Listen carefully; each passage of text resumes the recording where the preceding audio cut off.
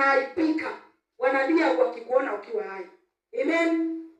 Unajua sasa mtu anayekutamania ukuve atalia sana, na ukikosa kukufa bado atafanya nini? Atalia sana. Maana katika ile kulia wakati uko hai, analia kiuliza mbona hujakufa. Unanipata? Na kukufa atalia sana akionyeshana vile alikuwa anakupenda. Bwana Yesu asifiwe. Ndio kila mtu akitoka pale hatoki akiwa na attention yake, akisema fulani alikuwa anapenda fulani. Unaona vile ameokotwa chini.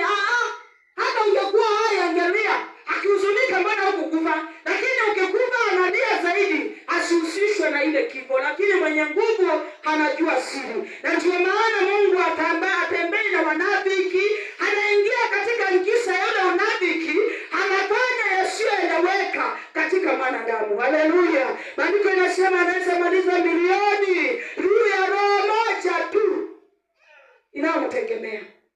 Amen. Bwana asifiwe. Amina. Anaweza maliza milioni juu ya roho moja inafanya nini? Inayomtumainia. Kwa hivyo jua kana kwamba kunaweza kuwa kuna milioni mingi zimemwagika hapa mchangani juu yako.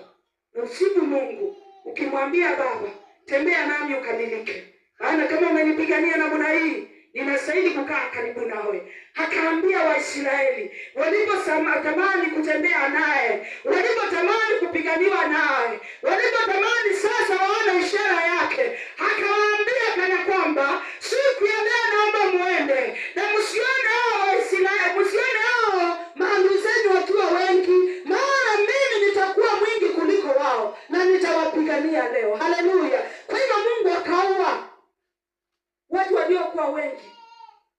Israeli wakiona wakiwa wadogo, ati watapigwa vita yao wamalizwe. Lakini Mungu akatuma vita juu ya maadui zao. Mungu hataki wingi. Mungu hataki wingi, anataka utakatifu akutetee. Maana huo wingi ndiye anapigana nao. Bwana Yesu asifiwe. Kaa ndani ya Mungu. Na siku ya leo mpendwa, siku zimesalia, ushukuru Mungu na umuinue kabisa.